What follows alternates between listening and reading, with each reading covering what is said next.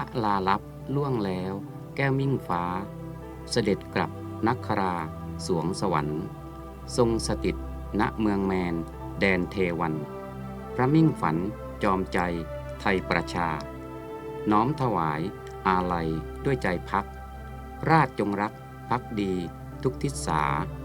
ขอสำนึกในพระมหากรุณาพระแม่สิริกิติ์นิจนิรันดร์น้อมสำนึกในพระมหากรุณาธิคุณเป็นล้นพ้นอันหาที่สุดมิได้ข้าพระพุทธเจ้านายอนุเทพเกษาขนส่งจังหวัดสงขลาพร้อมด้วยข้าราชการพนักงานและบุคลากรสำนักงานขนส่งจังหวัดสงขลา